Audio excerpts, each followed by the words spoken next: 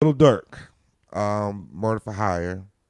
What's your outlook on that? What's your feeling? He's under federal custody. So what's your outlook? What happens in the dark comes to the light. I mean, I kind of figured he had something to do with it from the beginning, but once Vaughn got killed, I knew it was going to be some type of get back, you feel me? Right. Regardless of how anybody felt or what the circumstances was. I knew Dirk was going to try to do something. I Right. just didn't expect it would be a murder for hire because, Right. talking on that gangster shit on that rap stuff and stuff. So I thought he would have, I thought he might have, might have gotten the field. It's unfortunate he was raised in a certain area where he had to do certain things, and then he got put on.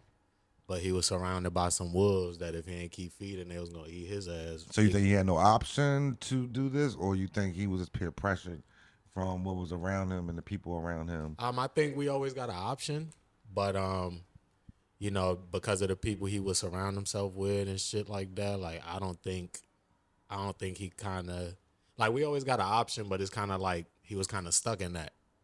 I don't know if he was ready to break away from his and shit like that. And if that's the case, then I don't know. I feel like you kind of stuck in a cycle, and when you in a mindset like that, regardless of how much bread you get, I think he should have got the fuck. He should have just left it alone. All right, Vaughn died on his own account. He got out the truck. He popped off on Rondo, like he passed away. You kind of should have left that alone, in my opinion.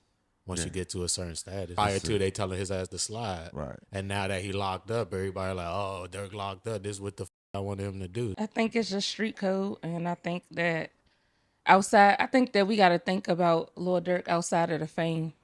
At the end of the day, he was in the streets.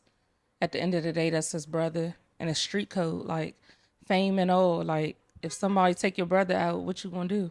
He should have been more careful because he was he's high profile now. Like like he in a different bracket. But at the same time, like him and Vaughn was a different level. It'd be like 3 other friends other than yourself that you gonna have on that level, but like him and Vaughn. I think a lot of us probably has lost somebody close to us. A lot of us probably lost somebody maybe through, I lost my brother, so I through know murder, death right? for You know what I'm saying? yes. Or death like that. We're all still sitting here today taking care of our families, making sure our families are good, right? And we might have all grown up in different environments that seen a lot of different things, but we made a choice at that point in time to say, what do we want to live for? At some point, I think a lot of people lose a lot of people in their lives. You know what I'm saying? I mean, somebody get hit by a car by a drunk driver. Are you going to know how to kill that person the next day? You know what I mean? I think that we have to understand, what are we losing? Doesn't he have kids?